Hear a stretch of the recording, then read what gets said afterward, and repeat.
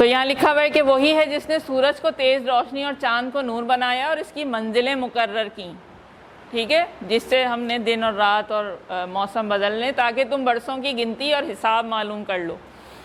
अल्लाह ताला ने ये सब कुछ नहीं पैदा किया मगर हक़ के साथ वो इन लोगों के लिए निशानियाँ खोल कर बयान करता है जो इल्म रखते हैं।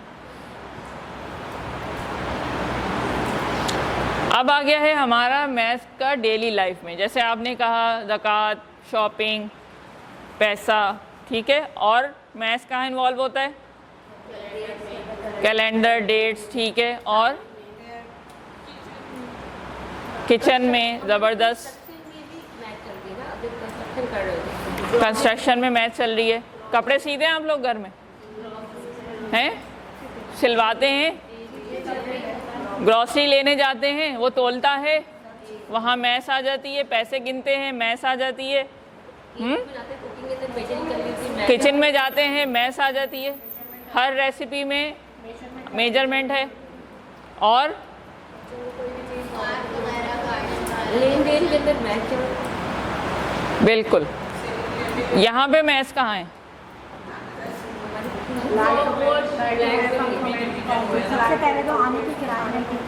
एग्जैक्टली, आने का किराया और फिर डिस्टेंस, कितनी स्पीड से गाड़ी चल रही है, कितनी देर में पहुँचेंगे, कितनी जल्दी पहुँचेंगे।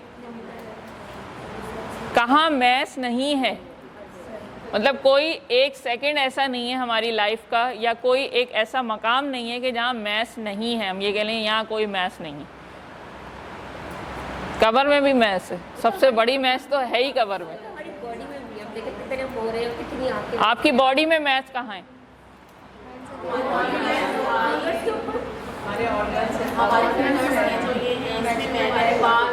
और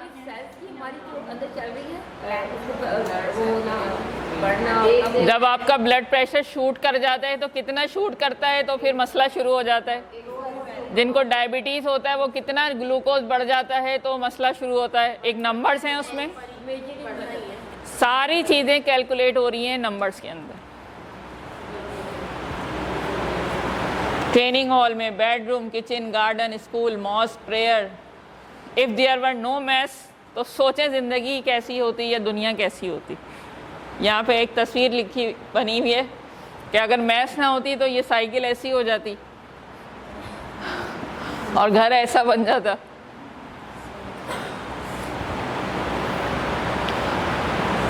अच्छा जी, अब बात करते हैं इफ़ेक्टिव टीचिंग ऑफ मैथ। ये जो आप लोगों के सारे प्रॉब्लम आपने मुझे बताए हैं, ये जो प्रॉब्लम आ रहे हैं उसकी वजह ये कि ये साइकिल मुकम्मल नहीं होती। अब ये साइकिल का पहला हिस्सा क्या है? Concept building. सबसे पहले आपने कॉन्सेप्ट बिल्डिंग पे तवज्जो देनी है, आपने ज़्यादा टाइम कॉन्सेप्ट बिल्डिंग पे लगाना है। अब वो कैसे करेंगे? रियल लाइफ एग्जांपल्स देके और ऑब्जेक्ट देके। ये सारा साजो सामान जो हमने रखा हुआ है, हम एक एक कॉन्सेप्ट को लेके यूज़ करेंगे और बताएंगे, देखेंगे कैसे हम ऑब्जेक्ट्स के ज़रिए से कॉन्सेप्ट बिल्डिंग करें। थर्ड स्टेप पे आता है प्रोसीजर। हम क्या मिस्टेक करते हैं? हम डायरेक्ट प्रोसीजर पे जंप कर जाते हैं। बच्चा जो है वो मैथ्स के कॉन्सेप्ट को अपने रियल लाइफ से कनेक्ट नहीं कर पाता और उसके दिमाग में उसका कॉन्सेप्ट नहीं बैठ पाता, जिसकी वजह से वो कंफ्यूज हो जाता है।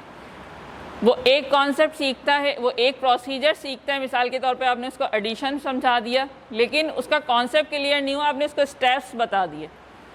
अच्छा भाई, उसने उसको तोते की तरह रटा, जैसे उसने इंग्लिश के सेंटेंसेस याद किए थे वैसे उसने उसके स्टेप्स को समझा। नेक्स्ट लेवल पे जब आप उसको मल्टीप्लिकेशन के स्टेप बताते हैं, वो कहते हैं मैं ये स्टेप याद करूँ, ये करूँ, ये करूँ, क्या करूँ, तो रिज़ल्ट क्या होता है? कन्फ्यूजन।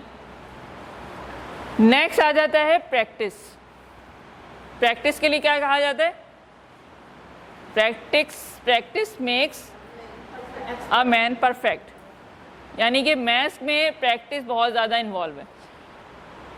बच्चों को कॉन्सेप्ट समझा दिया, रियल लाइफ से कनेक्ट कर दिया, अच्छे से उसकी प्रोसीजर भी उसको समझ में आ गया। अब उसको मशक़ें करवाएं, रिपीटिशन। उससे क्या होगा कि प्रोसेस में जो स्टेप्स इन्वॉल्व हैं वो उसको याद हो जाएंगे। एक और इसमें चीज़ ऐड होनी चाहिए थी, रिव्यू या रिवीजन। मिसाल के तौर पे आपने आज एडिशन पढ़ाए, एक हफ्ते तक आपने 2 हफ्ते तक एडिशन पढ़ा दिया, फिर आपने मल्टीप्लिकेशन पढ़ाया, फिर आपने डिवीज़न पढ़ाया, फिर आपने फ्रैक्शन पढ़ाया, आपने फैक्टर्स पढ़ाए, और आप आगे चलते चले जा रहे हैं। भाई पलट के पीछे एडिशन रिवाइज कर लो। तो रिवीजन हर कॉन्सेप्ट के बाद पिछले चैप्टर के कम से कम 2-3 सवाल ज़रूर बीच में रिवाइज किया करें, ताकि मेमोरी रिकॉल हो, और वो जो आगे कभी उसको एक कन्फ्यूजन का मसला होगा बच्चे को, वो ना हो। तो कल भी और परसों भी मैंने कहा था, रिवीजन आपकी तदरीस में रीढ़ की हड्डी की हैसियत रखती है। रिव्यू एक्सरसाइजेज दी हुई हैं, और हम क्या कहते हैं, ये तो छोड़ो, ये तो निसाब में नहीं है ना, इसको छोड़ दो। अभी तो हम भी होशियार हो गए, हमने भी उसको हफ्तावार निसाब में डाल के भेजा है, डाला हुआ है ना, ठीक है। तो जब ये नेक्स्ट आखिर में क्या आता है, असेसमेंट। पूरा चैप्टर पढ़ा दिया है तो क्या करें, टेस्ट लेते हैं आप लोग, टेस्ट ले लें। फिर आखिर में उसके मिड टर्म एग्जाम्स आ जाते हैं, वो भी एक असेसमेंट की शक्ल है। अब ये दोबारा कॉन्सेप्ट बिल्डिंग की तरफ क्यों जा रहा है?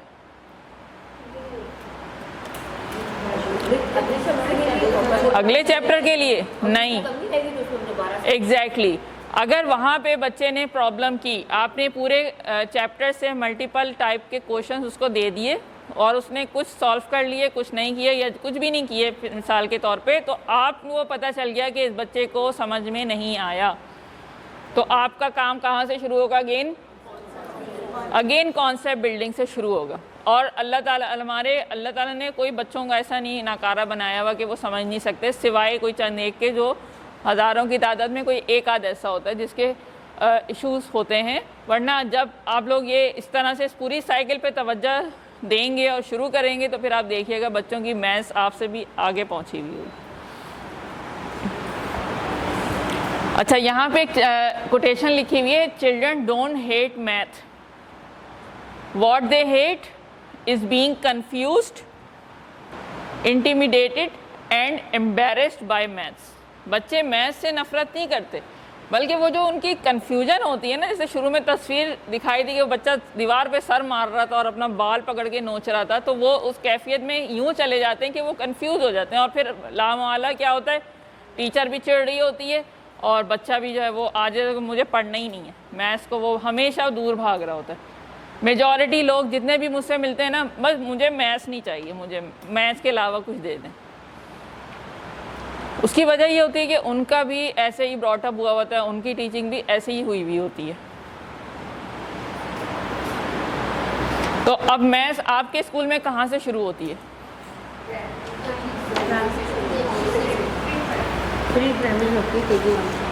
KG1 से आपकी मैथ्स शुरू हो जाती है, ठीक है। तो मैथ्स के क्या प्री नंबर्स कॉन्सेप्ट कौन से होते हैं? जैसे हमने कल प्री रीडिंग वाली एक्टिविटीज़ देखी थी, प्री रीडिंग की एक्टिविटीज़ होती हैं, इसी तरह प्री नंबर्स की पहले पहचान, जैसे अल्फाबेट्स मैथ में नंबर्स की,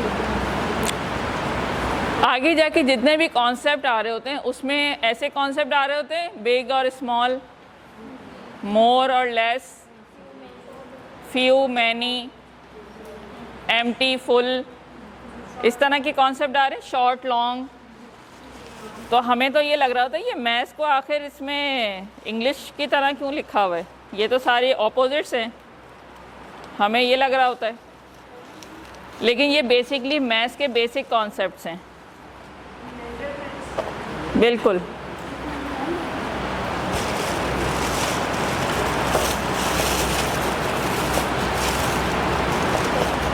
फॉर एग्जाम्पल अगर आपने क्या देना है कॉन्सेप्ट,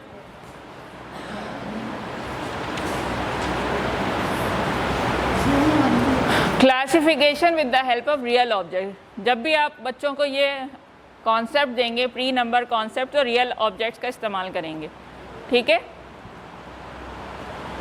जिसमें सबसे पहले लाइक और अनलाइक। लाइक का मतलब क्या है? मैथ्स की ज़बान में लाइक का मतलब होता है सेम।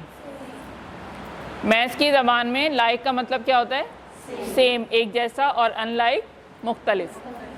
तो यहाँ पे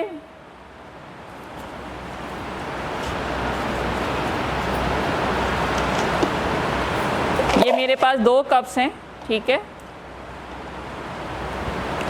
okay students, now these 2 cups or glasses are same, so they are like glasses. They are like glasses, but this glass is different. So these are 2 unlike glasses. Clear हो गया? बहुत ही सिंपल सा। Second concept क्या है? By colour. अच्छा, like और unlike को हम किस बेसिस पे डिफ्रेंशिएट कर रहे हैं? आपको कैसे पता चला कि ये अलग है? इसके कलर फ़र्क है, इसका साइज़ फ़र्क है, ठीक है, और इसका मटेरियल भी फ़र्क है। लेकिन केजी लेवल पे मटेरियल का इतना कॉन्सेप्ट नहीं है। तो आपने देखा कि साइज़ की वजह से big, this is big and this is small, therefore they are unlike, and both of them are of same size and same shape, same color, therefore they are like. Then again हमारे पास size का concept आ गया, big and small. फिर हमारे पास है length, long, tall and short. Okay, you can take some more objects. Yes, I have many objects here. So this is long and this is short.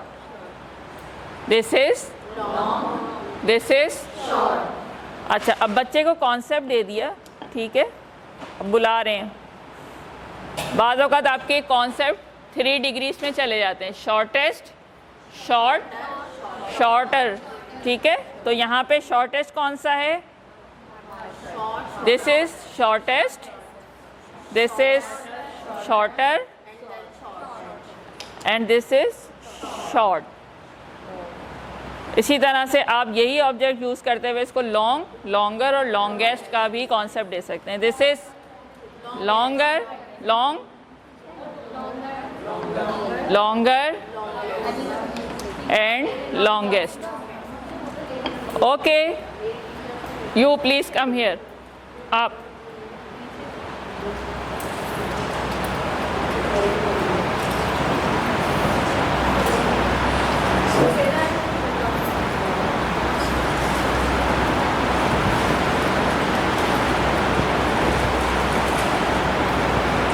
Yes, what is your name?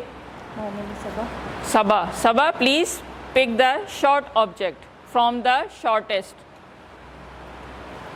Good. Okay, put it down. Now pick the long object from the longest. Very good. Clapping for Sabah. इस तरह से आपने objects रखे और एक एक बच्चे को आके बुला रहे हैं उससे मुख्तलिफ चीज़ें। Okay Saba, pick the big cup और glass. Good. Now pick small glass. Sabah, why it is small? Yes.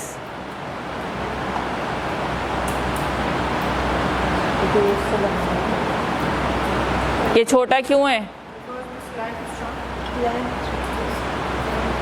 Because its size is small. इसका साइज छोटा है, ठीक है। गुड। बच्चों को ये वाई का क्वेश्चन देना भी बहुत ज़रूरी है। Thank you Saba, please be seated. Now full and empty, पानी का गिलास ले लें, ये मैंने बीच जमा किए हुए थे। Okay, now this glass is full and this glass is empty, so who is going to convert this glass full and this glass empty? Who is going to make? आ जाओ।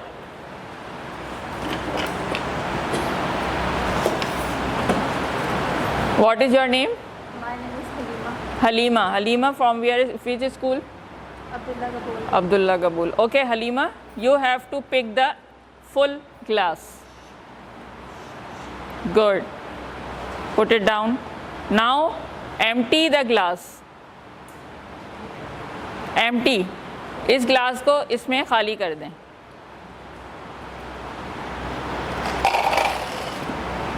Now this glass turned in full and this glass becomes empty. Very good. Clapping for her. More or less. And again, same object. So this glass contain more seeds, so it is more. And this glass contain less seeds, so it is less. अच्छा, यहाँ पे जो है वो मेरे पास flash card नहीं है, otherwise आप बोर्ड पे लिख भी दें, ड्रॉ भी कर दें तस्वीर को, तो और अच्छा हो जाएगा. और अगर सॉफ्ट बोर्ड पे इसकी पिक्चर्स लगा दें तो और भी A1 हो जाएगा. ये सारे कॉन्सेप्ट के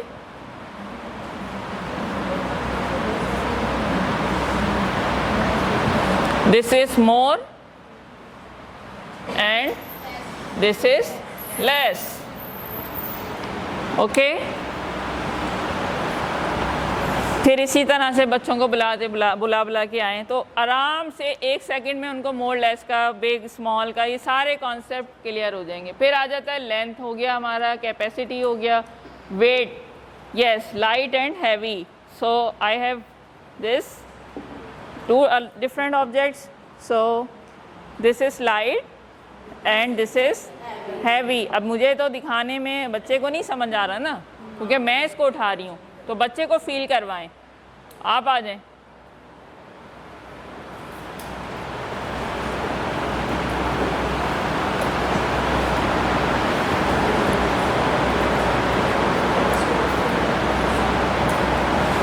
Okay.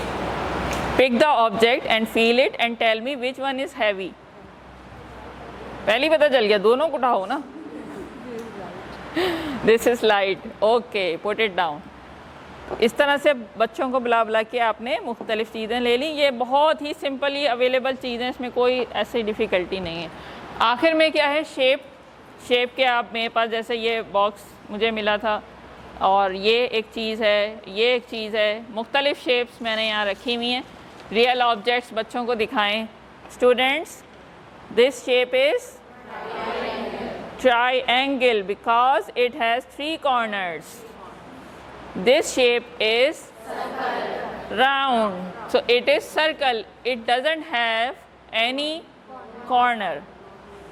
This shape is square because this length and this length are same. And I have a rectangle too. ठीक है. So this shape is rectangle because this side and this side are different. This side is long and this side is short. These two sides are same and these two sides are same. Okay. So yes, please come here.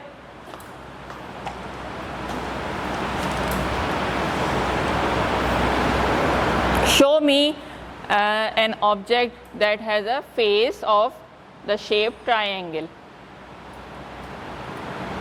Good. Is she correct? Yes. Very good.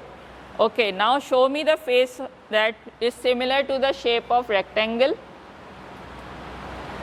These two are same and these two are same. Different. Very good. Now pick the shape of circle. Very good. Clapping for her. What is your name? Aisha. इस तरह से आपने छोटी class के बच्चों को जब आप शेप, ये कॉन्सेप्ट आपने ऑब्जेक्ट्स के ज़रिए से दिया, उसको ये कॉन्सेप्ट कभी भी नहीं भूलेगा. क्या आप लोग इस तरह के कॉन्सेप्ट दे रहे होते हैं छोटी क्लासेस में? अच्छा, फिर उसके ये सारे होते हैं प्री नंबर कॉन्सेप्ट. नंबर पे जाने से पहले आपने ये कॉन्सेप्ट दे दिए. नेक्स्ट क्या होता है हमारे पास? Digit recognition. इसका क्या मतलब है डिजिट रिकॉग्निशन का? यस, डिजिट रिकॉग्निशन से क्या मुराद है?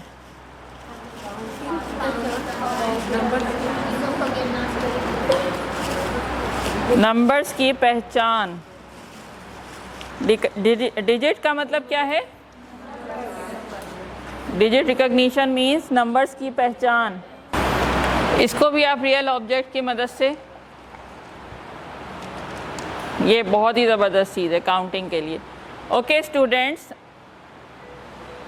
This is a seed, this is a this is one seed. Please switch off the mobile or make it silent. And now these are two seeds. ठीक है? So this is one seed. One is written like this. Make one on your hand from top to bottom. From top to bottom. From top to bottom. Okay, if I make seed on the board,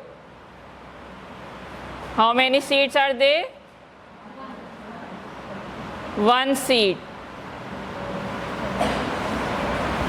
यहाँ पे आपने ख्याल करना है कि आप जब भी उसको वन बताएं तो किसी ऑब्जेक्ट की मदद से और वन के साथ कोई ऑब्जेक्ट का नाम हो। One seed, one cup, one pen, one ball. तो इससे क्या हो, आवाज़ें दबी हुई हैं, बिल्कुल ही गुम हो गई हैं। वन स्केल, ठीक है, वन मार्कर। तो ये आपने मुख्तलिफ़ चीज़ों को ले लेके रिपीट करना है, और जब आप जैसे ही उसको टू करेंगे वो समझ जाएगा कि अच्छा ये वन है और ये टू है। रियल ऑब्जेक्ट प्लस नंबर के साथ आपने लैंग्वेज को यूज़ करना है। Now these are two seeds, one two, one two. और टू हम कैसे लिखते हैं? ऐसे। टू कैसे लिखते हैं? ऐसे। अब आप फिर कॉपी पे ज़रा उसकी प्रैक्टिस करवाएंगी फॉर्मेशन की। कुछ बच्चे टू उल्टा बना रहे होते हैं ऐसे करके, तो जब आप इसको इस तरह से प्रैक्टिस करवाएंगी, फिर अगेन सेंट्रे आ गई, सेंट्रे में टू बनाए बच्चे। तो राइटिंग की प्रैक्टिस के लिए आपने centre and then copy work. Concept समझ में आ गया बच्चों को? अब केजी के बच्चे, टीचर ने अगर इस तरह से पढ़ाया, ये जितनी भी केजी की टीचर कह रही थी कि केजी में बच्चों को नंबर समझ नहीं आ रहे होते, वो फिर मेरे पास आइएगा कि उनको समझ नहीं आ रहा है और उनको अभी भी कोई कन्फ्यूजन है। आपने कॉन्सेप्ट दिया, रियल लाइफ से कनेक्ट किया, ठीक है। अभी इसमें ऐसा कोई प्रोसीजर इन्वॉल्व नहीं था। फिर क्या करनी है? थर्ड स्टेप पे प्रैक्टिस। थर्ड स्टेप पे क्या करवानी है? Practice. Concept, real life example, procedure, practice, ठीक है। प्रैक्टिस करवा दी। अब बच्चे को समझ में आया है या नहीं आया, इसका असेसमेंट लेना है। Okay, now I have these flash cards written over here, 1, 2 and 3, ठीक है। मैंने 3 तक पढ़ा दिया था, बच्चे को कॉन्सेप्ट दे दिया। ओके स्टूडेंट, आइए आप आ जाइए। अच्छा बेटे, आपने क्या करना है, इस फ्लैश कार्ड के ऊपर जितना डिजिट लिखा हुआ है उतने बीच काउंट करके उस पर रखने हैं आपने। Okay, good, very good. Assessment क्या है ये? असेसमेंट है। यहाँ काउंटिंग की असेसमेंट हो गई। अब ऑब्जेक्ट का कॉन्सेप्ट चला गया, अब नंबर बढ़ते जा रहे हैं, ठीक है। 10 तक काउंटिंग करवा दिया आपने, फिर 11, 12। तो उसके बाद क्या होगा? नंबर्स की सीक्वेंसिंग आ जाती है।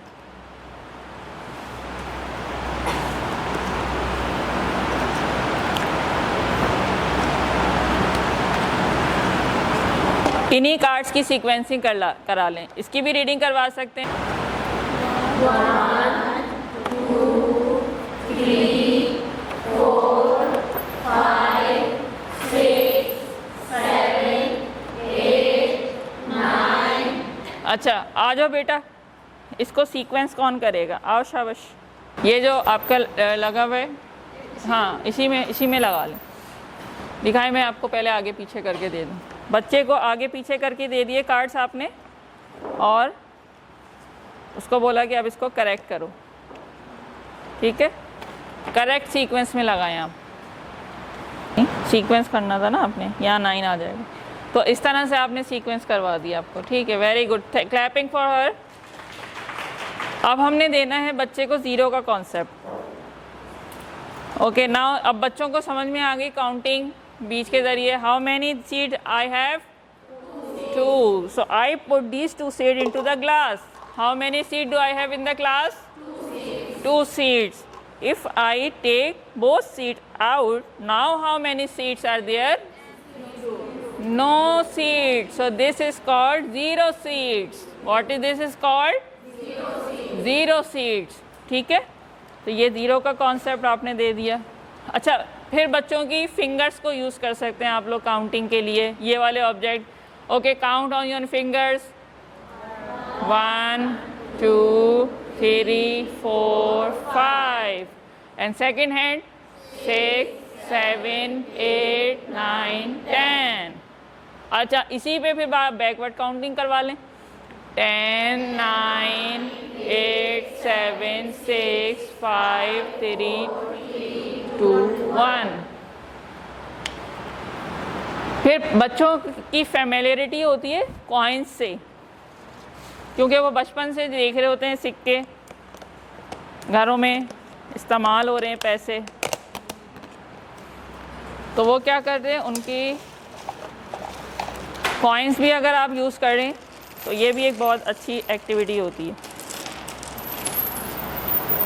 ये 1 के सिक्के ले लें आप, ठीक है।